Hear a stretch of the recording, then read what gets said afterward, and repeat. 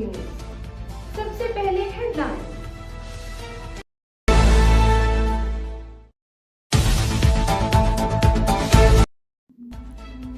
General फैज़ हमीद को 14 साल कैद बामुशक्कत की सज़ा का इतलाक़ आज से होगा।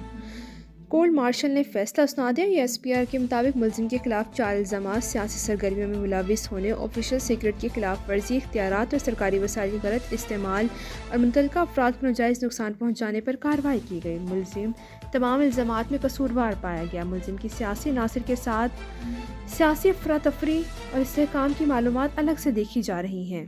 फील्ड जनरल कोर्ट मार्शल ने तमाम कानूनी तकाजे पूरे किए। मुलजिम को दिफा के लिए वकीलों की टीम मुंतखब करने समेत तमाम कानूनी हकूक फराहम किए गए।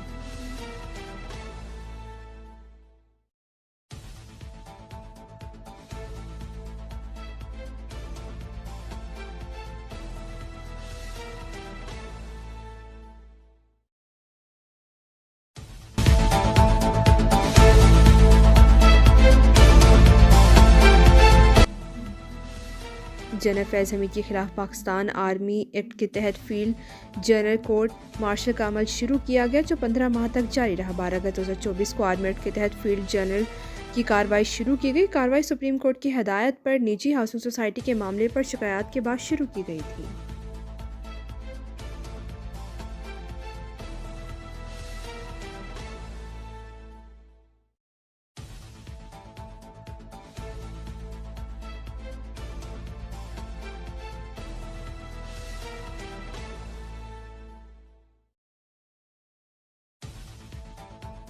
लोग थे जो मैंने खुद अपने आंखों से देखा है, जो अपने वक्त के फ़िरौन थे। एक तो खान साहब खुद जो वज़ीर आज़म होते हुए हर किसी को जेल भेजने का ना सिर्फ धमकी अमली तौर पे भेज भी जाता था, और वो ताकत का नशा में पता नहीं क्या क्या धमकियाँ देता था।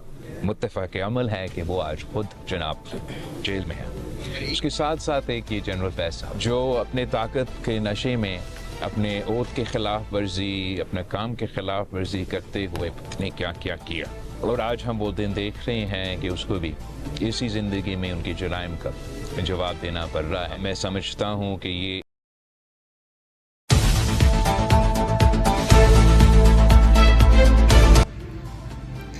चेयरमैन बिलाल भुट्टो जरदारी ने साबिक लेफ्टिनेंट जनरल फैज़ हमीद की सज़ा को तारीखी फैसला करार दे दिया। कहा, बानी पीटीआई फैज़ हमीद दोनों अपने वक्त के फ़िरौन थे। बानी पीटीआई ताकत के नशे में धमकियां देते थे। फैज़ हमीद ने ताकत के नशे में अपने हल्फ के खिलाफ वर्जियाँ की। मकाफात अमल है कि आज बानी पीटीआई को जेल में है और जनरल फैज़ हमीद को सज़ा हो चुकी है। एक सवाल के जवाब में बिलावल ने कहा कि खैबर पख्तूनख्वा में गवर्नर आज पीपल्स पार्टी मुस्लिम लीग नून के दरमियान कोई बात नहीं हुई, लेकिन पीटीआई खुद ऐसे हालात पैदा करे कि वफाकी हुकूमत मजबूर होकर सख्त इकदाम ले।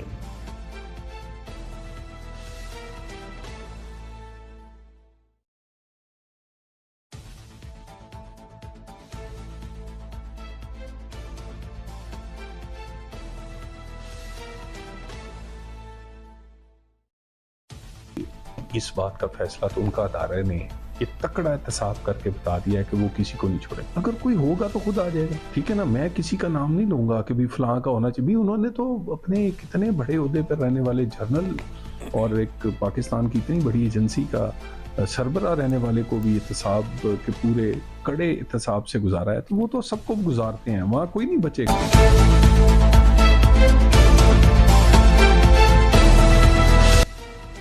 इस फैसले के बाद साकिब निसार और बानी पीटीआई को भी सज़ा मिलेगी। वज़ीर मुमलिकत बराए दाखिला तलाल चौधरी की बातचीत। कहा, फौज ने अमली तौर पर साबित किया है कि सबको एहतसाब का सामना करना पड़ता है। एक सवाल पर उन्होंने कहा कि जनरल बाजवा को भी इस ग्रुप का हिस्सा थे, इन्हें भी सज़ा मिलनी चाहिए। जवाब देते हुए कहा कि अदारे ने तगड़ा एहतसाब करके बता दिया है, वो किसी को नहीं छोड़ेंगे। इस फैसले के बाद अदलिया को भी चाहिए कि तेज़ी से इंसाफ के तकाजे पूरे करे। प्रेस रिलीज़ का आखिरी पैरा मायने खेज है, इस पर गौर करना चाहिए। इन्हें खुद अपना एहतसाब करना चाहिए इससे पहले कि कोई और करे। फैज़ हमीद ओहदे पर ना होते तो बानी पीटीआई को कभी हुकूमत भी ना मिलती।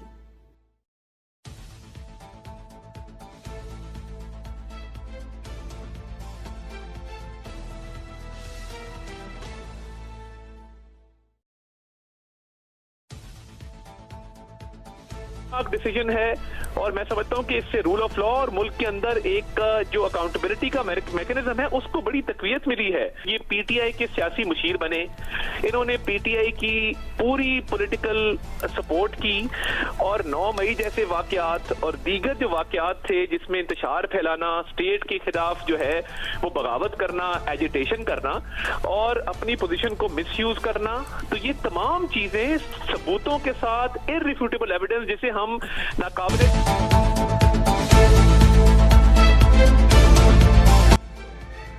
अताउल्लाह तारड़ ने कहा कि कानून से कोई बालातर नहीं, फैज़ हमीद का फैसला हक और सच की फतह है। रेड लाइन क्रॉस करने वाले शख्स को सजा हुई। गुफ्तगू करते हुए कहा, फैज़ हमीद के सियासी मामलात की मज़ीद तहकीकात होंगी। फैज़ हमीद पीटीआई के सियासी मुशीर बने, पीटीआई को सियासी मदद फराहम की। 9 मई जैसे वाक़यात इंतशार फैलाना, रियासत के खिलाफ बगावत करना साबित हुआ।